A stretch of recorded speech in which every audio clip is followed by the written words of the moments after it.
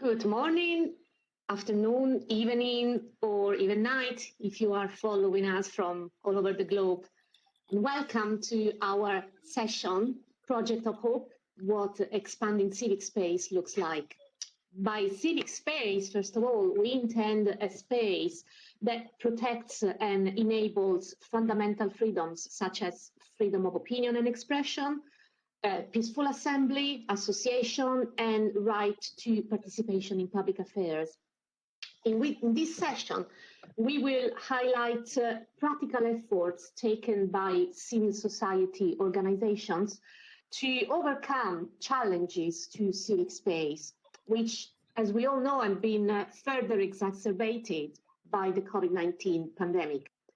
We will use these examples of these efforts as basis for discussions to explore promising ways to strengthen civic space and democracy. My name is Francesca Fanucci. I'm from the European Centre for Not-for-Profit Law, which is part of the Civic Space Initiative. Together with...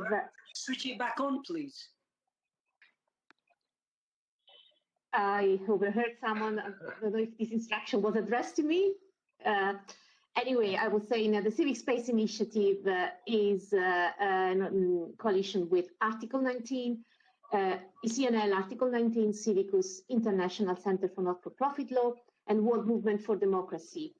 And our CSI project includes, indeed, helping multilateral bodies formulate standards protective of civic space, training civil society organizations on international legal standards, and conducting public advocacy campaign. But today I'm here as a moderator to celebrate the outstanding work of my colleagues and panelists here. Let me introduce them to you, starting from Noel Alonso Murray, Executive Director of Directorio Legislativo, Fabio Bargiacchi, Founder and Executive Director of the European Center for Electoral Support, Madame Fidel Jebba, the focal point for civil society platform for peace building and state building in Cameroon. Hello, Fidel. And last but not least, Jonathan Ozuu, Executive Director of POSEF, Perfecter of Sentiments Foundation. Hello, Jonathan.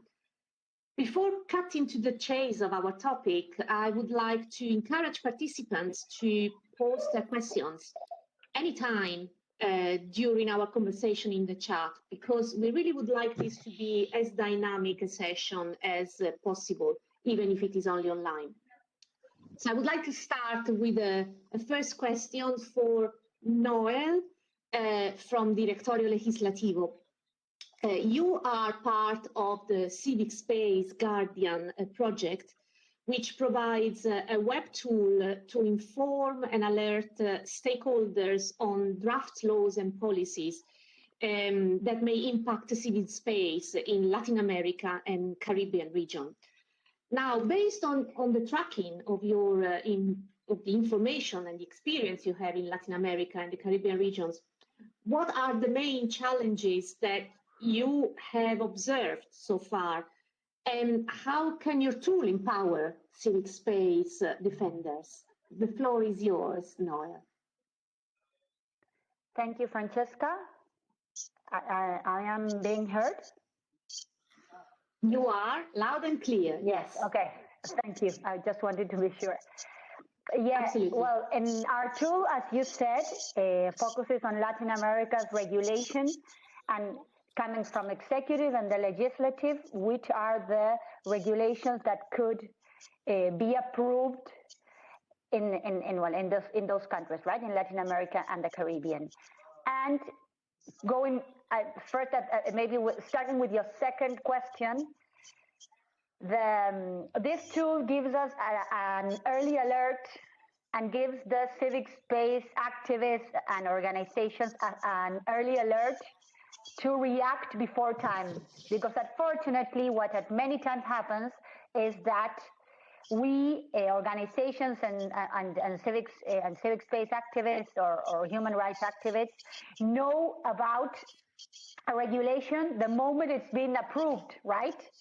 and there's no time for us to react and try to modify it in a certain way or to reject it in 100% completely, right? If we believe that it's a way that it's shrinking the civic space in some way.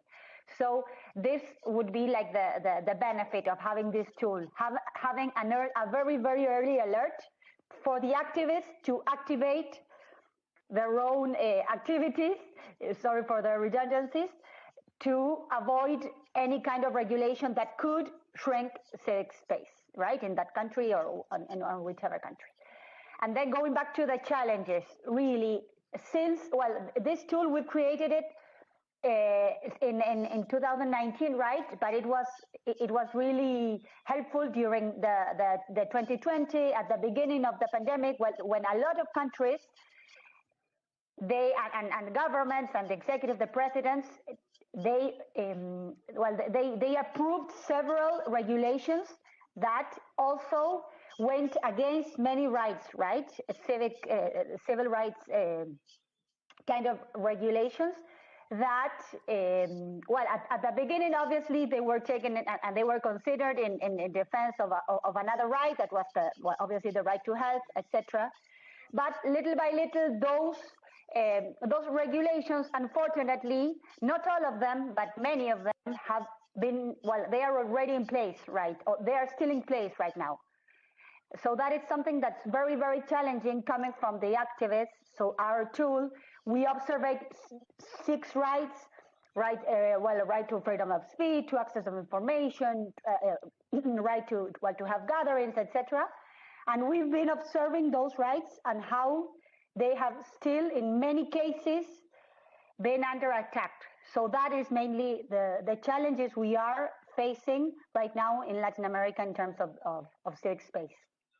I see. So I assume, this is a recurring trend. So you are saying that regulations that may have been adopted for emergency situation, especially after the pandemic, tend to remain even after the situation recedes. So is that the case in Latin America? Yeah. In many cases, for example, right now in Latin America, we have 4 countries that have some kind of constitutional exception, curfews, the possibilities to have big social gatherings that would be like some kind of gathering against the government. So in 4 countries we have that in place right now. I understand. And I also would like to ask, just to give an overview of these challenges across the world, because you had mentioned attacks to freedom of expression and freedom of opinion, whereas the strategy adopted by European response to electoral cycle support, in this case, Fabio's approach, it has instead a strong focus on the right to participation in public affairs. So I understand that you provide support and assistance to electoral activities. You've done this in more than 50 countries, in Africa and in the Middle East mainly. So could you give us some examples of the challenges that you have faced in electoral processes in these countries and how your activities have helped overcome them? Thanks a lot, Francesca, and thanks a lot to the Paris Peace Forum and the colleagues to have the possibility to share our experience as European Center for Electoral Support. We have established ourselves 11 years ago in order to provide an innovative delivery mechanism in order to facilitate the implementation of the electoral cooperations between the EU and EU member states, which are our main donors, and the specific partner countries of the EU and EU member states, especially when it comes to prevent, mitigate, and manage electoral conflicts, and lately, as we can see later on, going toward a methodology of peace mediation in electoral processes, because we believe that the most important aspect of providing electoral support is to provide facilitation in order to contribute to manage this complex set of interaction between all electoral stakeholders, and therefore not only civil society organizations with whom we are working, we are supporting, but also the relation that civil society organization has with electoral management bodies in charge of organizing elections, but also those institutions in charge with the electoral dispute resolutions, media, of course, but as well political parties, parliaments, and security forces in charge of securizing elections. In this context, only in the last year, we can mention a lot of challenges, and we can mention a lot of challenging situation in countries with constitutional exceptions, like recently the situations in Chad, in Conakry, in Tunisia, in Sudan, in South Sudan, of course in Ethiopia with the ongoing open conflict, unfortunately. And therefore, indeed, we have observed a certain trend in a certain level of authoritarianism, coup d'etat in some cases, followed by a transition that in principle should last only 18 months, but in several occasions, if not all, it is extended for several reasons. So therefore, in most of the cases, civil society organizations are not all the time considered or accepted as a constructive source of managing or contributing to managing this conflict in electoral processes. And of course, the COVID-19 pandemic has exacerbated and facilitated authoritarianism approach, and this has certainly has informed as well the way we were trying to provide electoral support in those countries.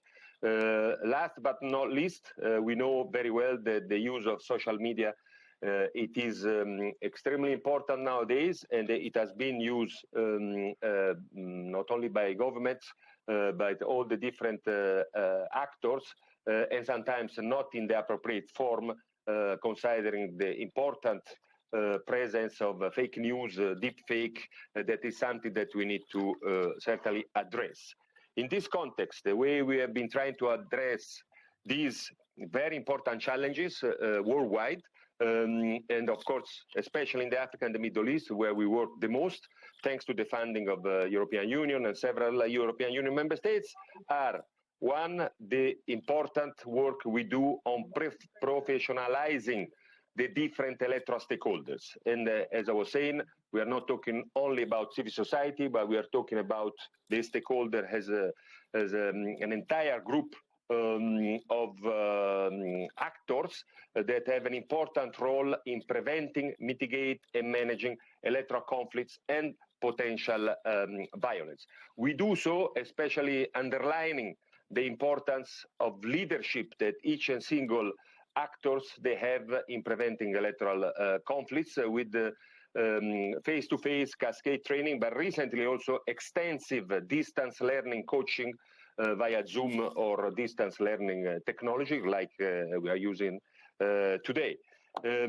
We are also trying to work quite a lot with civil society organizations to increase their credibility when it comes to interact, especially with the electoral management bodies, and to implement activity like situation rooms, which are a collaboration between electoral management bodies and civil society organizations in order to work on conflict mapping, civic voter education, and especially when it is possible, parallel vote tabulation to increase the confidence in the electoral process. And I'm not sure how much time I still have, but certainly the last two important points are the work we are doing in order to contribute to the increase of participation of women, youth, and disadvantaged groups, like, for instance, we have done recently in Nigeria with an extensive collaboration with the Albino Foundation to deal with the participation of this group, which is among the most disadvantaged in Africa. Last but not least, we have devised and copyrighted a methodological tool that we are using consistently in all our projects now, which is a peace mediation on electoral processes, taking on board the experiences that we had in the last 11 years, trying to mediate electoral conflicts with all the different electoral stakeholders in projects funded by EU and EU member states. Thank you. Thank you, Fabio. Lots of very interesting initiatives that I hope we will discuss more in details later on. And you all seem to have confirmed the trends exposed by Noel beforehand with regard to the electoral process in this case, exacerbated and made more difficult, challenging, veering towards authoritarianism during the COVID pandemic. And in terms of, again, a response and local action to tackle the COVID pandemic, I would like now to ask Fidel Jebba from CSPCS. I understand that your project is helping civil society organizations identify the major impact that the pandemic has had, not only on their health, of course, like on everyone's health, but on their work, on their activities. And you are also helping them or facilitating the implementation of solutions. So I'm really keen to learn from your experience, what are the most crucial effects that the pandemic has had on the activities, on the work of civil society organizations in your country, in your region, and how they have impacted civic space overall. Thank you, Francis. Okay, so thank you, Francisca. Happy to see you finally. So, present here. Others, but we cannot hear you. Sorry. Okay. I'm afraid that there is a problem with the connection, Fidel. I will present here the platform. Okay. It is not. Yeah, we cannot hear. No. It was a really very, very faint voice right now, but maybe if you could turn up the microphone. Can you hear me now? Yes. I can hear not Fidel, but I can hear a voice. Yeah, I don't know who I'm hearing.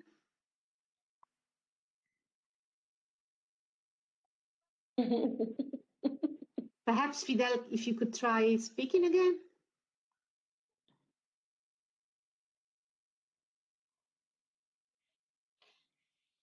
Oh, that's a shame. I can't hit you anymore. No. Perhaps while you're sorting out the problems with Fidel, if I could move on to our other speaker to introduce his project.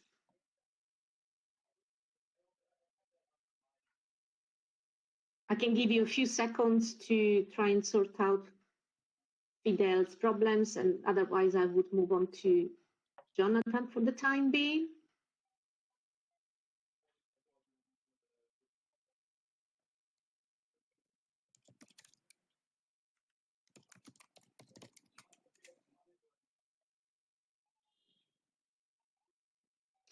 Fidel, I understand you need to speak in French, otherwise they cannot hear you. I've received a message from the technicians, if you can hear me. Oui, là, je parle. Okay, there I'm speaking in French. Can you now hear me? Okay, yes, absolutely. Yeah, now that solves. Yeah. So you really need the translation. Okay, you'd like me to speak in French then? Yes, you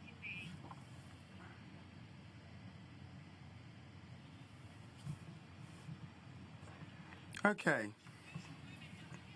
So I can take the floor now. So you wanted to know how COVID has impacted the civil society in my country.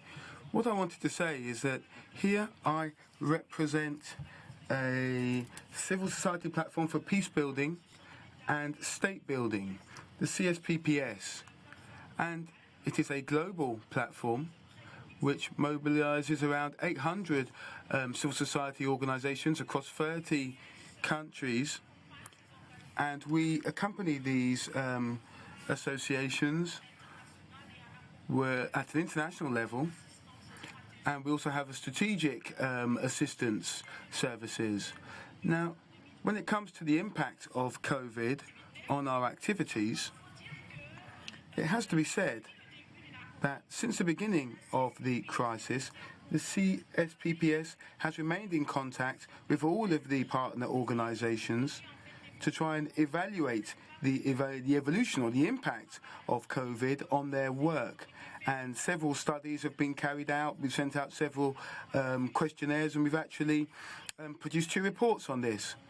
What we can say is that at the level of African countries, we have been more affected by the restrictive measures related to COVID rather than the pandemic itself.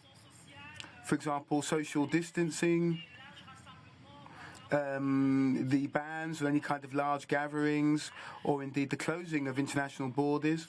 All of this has significantly affected the work of civil society organisations. And in many countries, in fact, it has acted as a pretext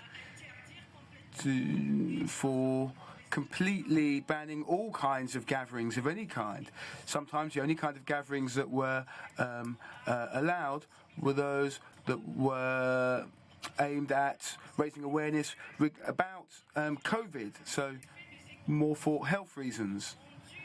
Now, the effects of this pandemic have meant that many organisations have had to suspend their activities. Some have had to completely stop their activities altogether because partners weren't able to travel. And we've really felt this on the ground in the communities because we haven't been able to actually go into these communities to actually do the work that is normally done on the ground. It also has to be said that when it comes to Cameroon, COVID is we're also experiencing COVID in a very particular situation. We have a conflict in the country. It's been going on for several years, and this situation of COVID has exacerbated that situation, notably for the population that is directly affected by this conflict. So the organisations, as I said before, weren't able to actually offer the assistance that they were offering beforehand. Now, one thing I would say is that the majority of organisations are also limited to virtual actions, and therefore it's a good opportunity, just like we're doing today. It's a good opportunity for us. However, we do not have a context in which we are able to actually fully benefit from the virtual world. Often we have internet problems, internet access and connection problems. So often these civil society organisations are somewhat left to their own devices because they cannot access the digital world effectively. What that means is that today everything is being moved towards the digital area, but we are fearful that this is going to create an even bigger gap between the global north and the global south, and the disparities between urban areas and rural areas.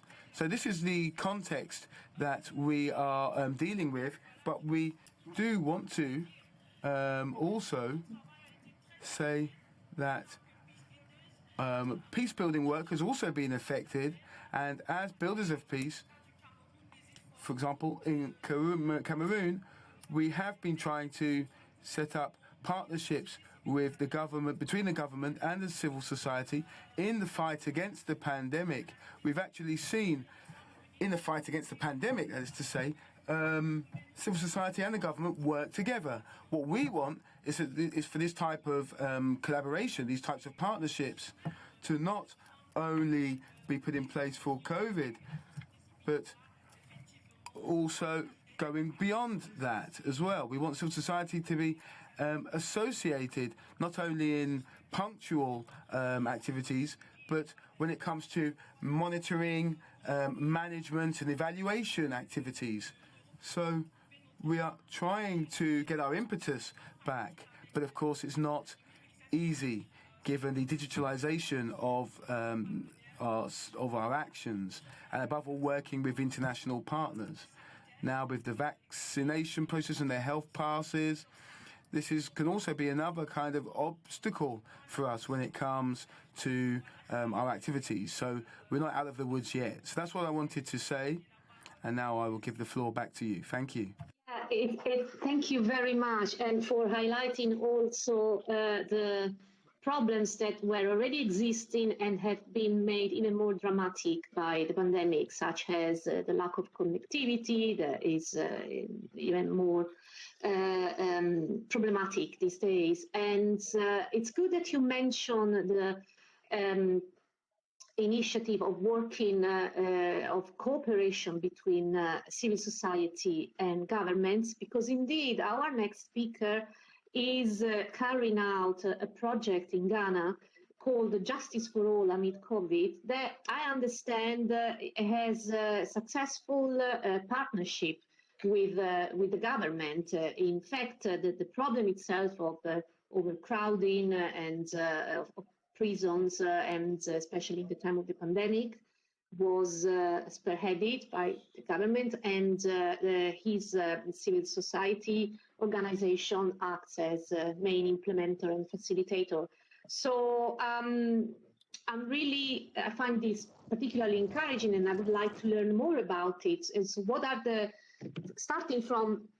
challenges of the justice systems, for starters, in your country, and who was the first to identify them? Was it the government as such, or civil society in its dialogue with the government?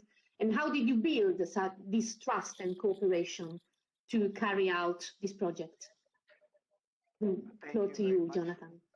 Thank you very much, and thanks to my colleagues and those who are watching us from their homes and their offices with Paris Peace Forum. In terms of criminal justice sector in Ghana, I would say that many countries really admire our system. Nevertheless, just like you said, there are many challenges that we are confronted with as we work to make it a better system for the marginalized and the poor in society, to be specific. So in somewhere, overcrowding, as you said, is one of the biggest challenge we face within our criminal justice system and the prisons.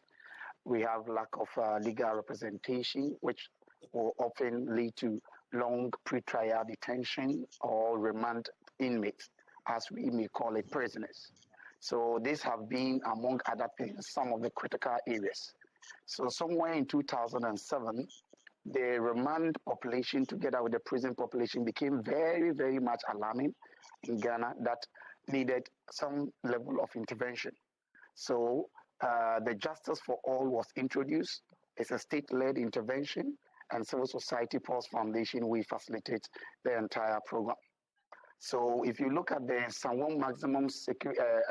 medium security prisons, which is the biggest, it has the authorized capacity of 850 inmates. But currently, as I checked with the prison statistics, is holding over 3,300. So this is where we have been able to even reduce the remand population. So you can imagine how it was when the program began. So as a result, the in-prison program was set up. And so that is what we call the Justice for All. We set up mobile special courts in prison to adjudicate remand or pre-trial cases. We've had people who have been there for 10 years, 5 years, 7 years, even somebody had been there for over 20 years on pre-trial. And so this program goes to set up the courts in prison, and then we look at the cases. Some are discharged, others are granted bail. Some have their cases, even minor offenses, are being sentenced, and they have spent more years than the sentence itself given them. So this is what we have done over the years, and have reduced the remand population in Ghana, prison population, from 33% in 2007 during the inception of the program to currently, per the statistics checked, 12%. So you can see the remarkable achievement made under this program, from 33% prison population of remandees in 2007 to currently 12%, is something that we are rejoicing over in our country. Then COVID set up. We go to set and take the court to the prisoner. But because of COVID, you cannot go into prisons. So what do? We, together with the Judicial Service, co-mooted the virtual court setting. Surprisingly, we set in Accra, the capital, and then have facilities in communication gadgets in the prisons with the state attorneys, and a virtual court is built to look at or adjudicate cases just like we go into the prison to sit as a court. It's been very wonderful, and we've had somebody who had been on remand for 6 years discharged just last 2 weeks by the Justice for All virtual court setting. As we celebrate the program, as PPF is giving this recognition to the successes child, we also have to say that the contribution we've made in providing personal protective equipment to the Ghana Prison Service, together with their strict adherence to their protocol, have also led the country recorded no COVID-19 case in all our prisons, which is something that we are rejoicing over, because it's not an easy thing. If COVID were to get into our prisons with this overcrowding, it would have been very difficult. Now we are looking at civic space, how practically it can be like. If I quote the President of the Republic of Ghana during the 10th anniversary of this program at the dinner, he said, "Justice for All program is one of the unique partnership between the state and civil society Pulse Foundation." So we have been able to do this because of, one, demonstration of capacity that we can able to do that. Two, integrity, and we do that with data. So we've been able to showcase to the criminal justice sector that we have the capacity and the goodwill to be able to deliver within the set rules or the laws. Then we will, as civil society, buy or get the buy-in of the state to support everything we do, and together it is a unique partnership that is seen to bring justice to the average Ghanaian just right at the doorstep of the prisoner, for majority of them who are poor and do not have the financial muscle to get the services of a lawyer to stand in for them. So my office serves as the defense team, paralegals and lawyers who fight for these inmates and prepare the application for the virtual court to take place to get them decongested in order to have freedom for the poor and the vulnerable. So much, Jonathan, for this uplifting testimony. It's really great. And also to your organizations, to your government that has shown such progressiveness in cooperating and acknowledging the crucial role of civil society in your organization in particular. And I understand that there are no questions from the audience for the time being, but so I want to take advantage of my role to ask my own questions, because I've really been inspired by all your presentations of your projects. So going back to Noel, for instance, you mentioned already some of the urgent needs and problems, challenges that the pandemic in particular has first introduced, and now they seem to be here to stay. So what would you like to suggest or recommend to the decision makers that are now here gathered at the Paris Peace Forum? So what should they do about the challenges, lingering challenges that you've mentioned, and that are not only for Latin America, I would say, but ideally for all the other countries?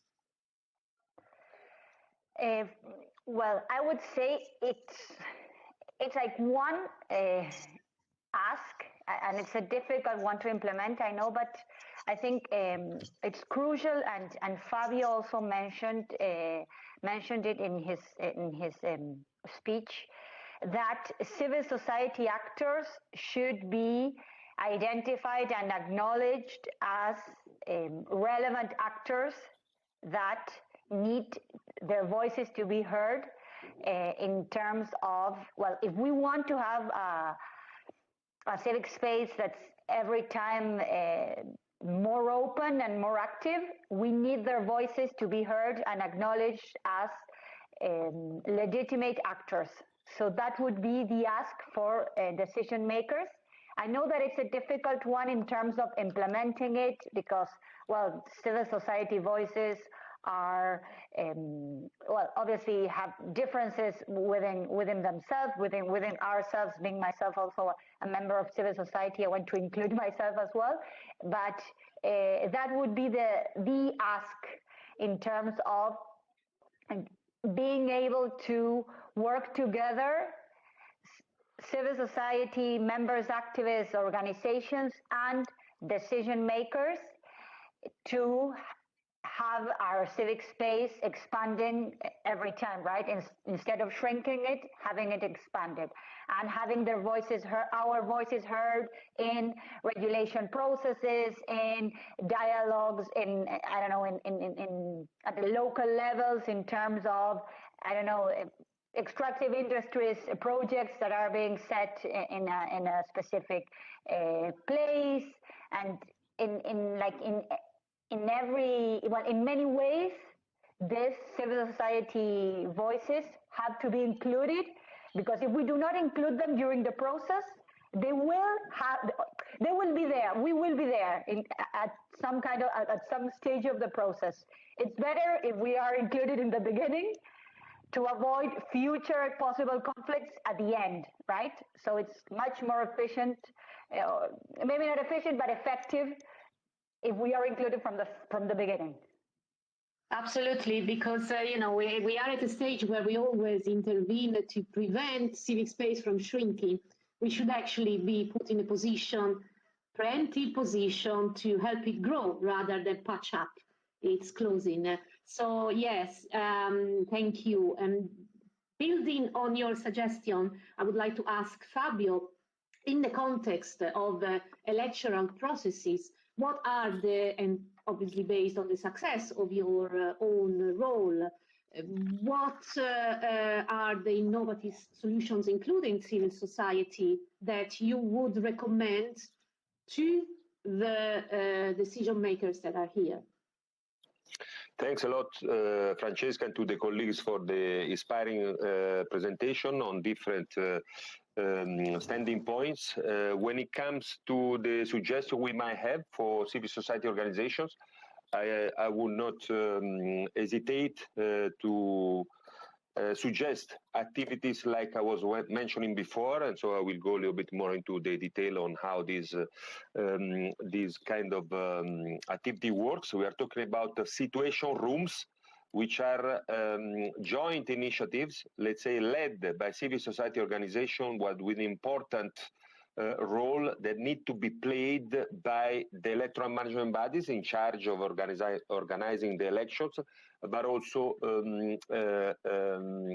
let's say, governments, authorities in charge of security and in charge of electoral dispute resolution when it comes as well to conflict mapping.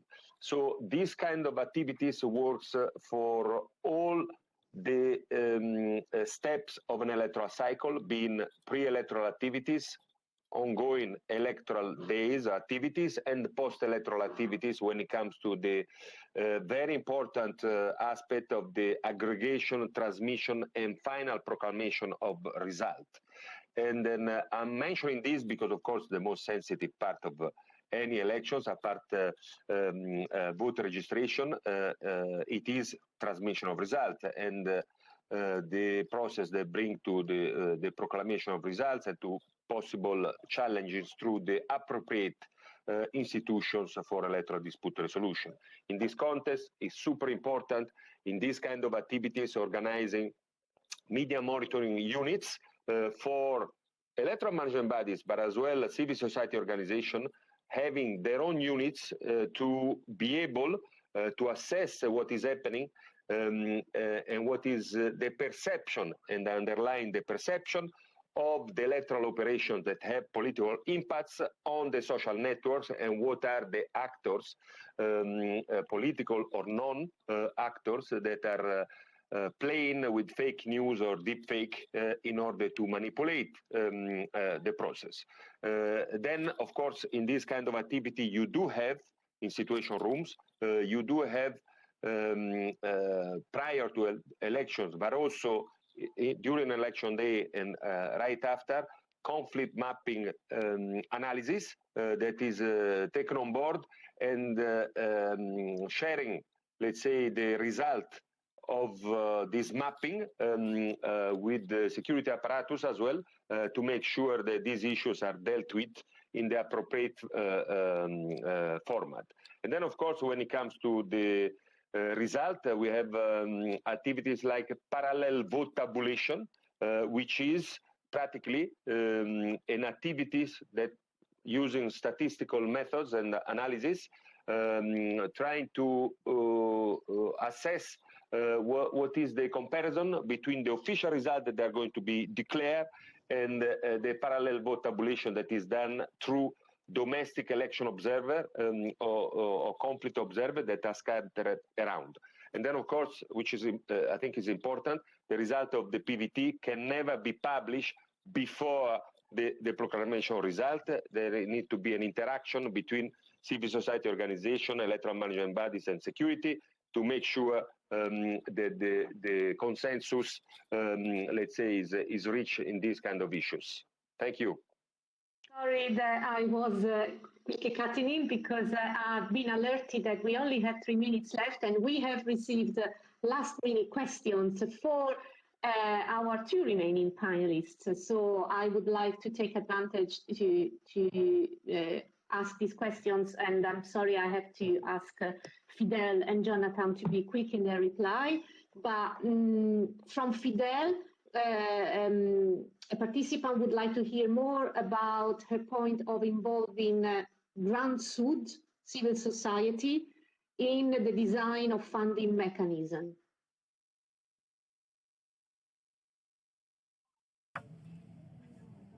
It's clear.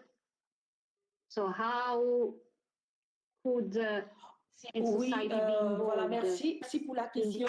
Yeah, thanks very much for the question. To answer briefly, in our context, in our country, civil society is really slow in forming a view and positioning itself, and this delay is due to a low capacity to coordinate and to boost synergy. So by way of a recommendation, we believe that civil society should position itself as a partner, as a government partner, and in order to do that, it needs to be strong, and that's why we're calling on the various partners to do their utmost in order to build capacity for the intervention of civil society so that it can play its role, a role which entails supporting the government to make proposals, take part in policy making. So in our country, civil society is beginning to be consulted, beginning to take part, but much remains to be done to encourage civil society to play a bigger role. And I would add that we, in terms of CSPPS and other organizations, we really want civil society, the young and the women, are more involved and better equipped to take part, because up till now, the young and women have not been sufficiently represented, and we need to work on that further. Yes, civil society must participate, but it needs more resources. Thank you. Yes, thank you. Okay, our time is practically run out, but I would like to grant 30 seconds to Jonathan to answer the questions that he received from the public. So what was the role, the key role played by other stakeholders to ensure the success of the implementation of Justice for All in Ghana?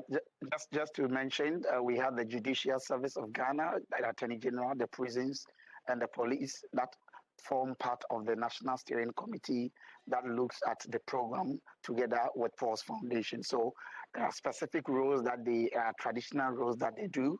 The judges will play their role as judges, and then we will do the needful and help with the defense when it comes to civil society taking charge of inmates' legal work in terms of lawyers' representation and paralegal representation. So basically that is it. But just to add and finish on this, we are asking that where there is enough capacity built of civil society by donor agencies, you are able to also hold government accountable and aid in development. So we are asking policymakers to continuously increase support for civil society in terms of their capacity and funding to be able to have right way of development, particularly when it comes to its sustainability, so that governments will work together with civil society, not only for development, but its sustainability will be critical to the development of the nation and the globe. This is an excellent ending to our panel. Donors have to be aware that they can help civil society reach this role within their government, within their states towards governments and hold them accountable. So I would like to thank our panelists for their really inspiring and thought-provoking interventions, Fabio, Fidel, Jonathan, and Noel, all from different parts of the world. And you can connect with them privately as well if you have other questions. I do invite you all participants to do so. I will do so myself as well in the future as well. And thank you very much. Have a lovely rest of this forum. Bye. Thank you.